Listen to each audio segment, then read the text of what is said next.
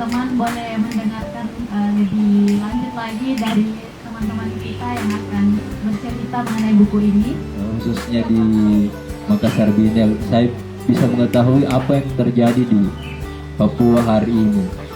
Melihat penelitian-penelitian yang ada di hanya ada babak tiada panggung. Saya bisa mengetahui apa yang terjadi ataupun peristiwa isu yang ada di Parepare, Makassar, Labuan Bajo, tanpa harus men-share, mungkin memberikan informasi, tapi lebih dekat ketika saya membaca buku ini, karena proses yang ada dalam penelitian betul-betul mendengar, melihat langsung dan menyaksikan aktivitas dan ruang-ruang sosial yang ada di masyarakat.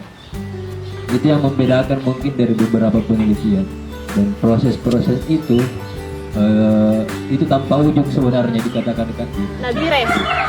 Jadi di Nabire itu yang saya dapat dari ceritanya teman-teman, subtemanya itu mengangkat tentang masalah migrasi, transmigrasi, di mana itu saya di sini tertarik sama salah satu bab yang menceritakan tentang seniman, namanya itu Elia, Pak Elia. Pak Elia ini seorang seniman, tapi memasuki usia saya lupa kurang lebih berapa begitu, bahkan pada saat residensi itu dia mengalami masalah kognitif yang kayak masalah ingatannya dan lain-lain sebagainya. Tapi hebatnya dia itu dalam keadaannya yang seperti itu, kayak dia masih bisa berhasil sampaikan keresahannya. Dia masih sempat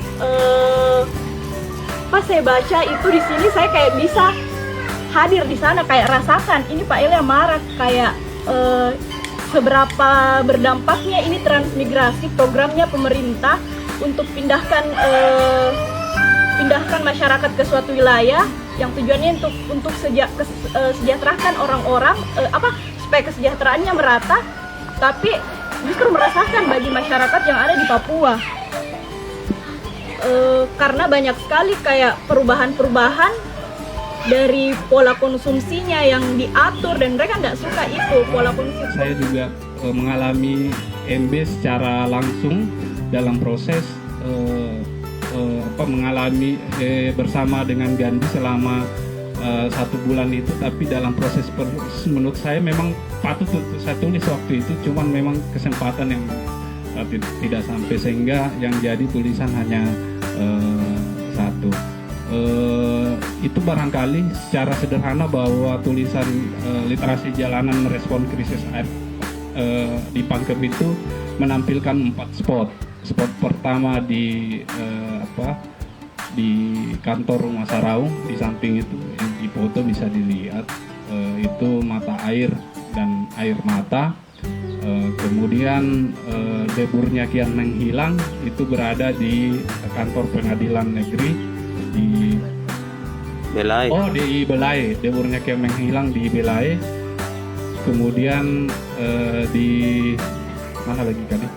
Kars. Ya, Kars sumber air kehidupan ya, yang di pengadilan. Sempat ada proses dinamika selama pendampingan seniman itu, termasuk ketika berada di kantor Rumah Saraung yang dominan memang menjadi tempat ini polisi dan aparat. Kita sempat ditanya-tanya, itu diinterogasi, ini maksudnya gimana gitu. Untungnya ada Sari Bos.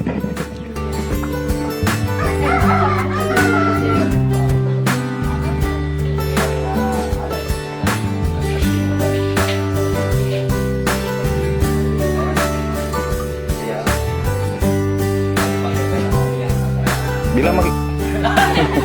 Oke. 1, 2, 3. Sudah 1000 taka.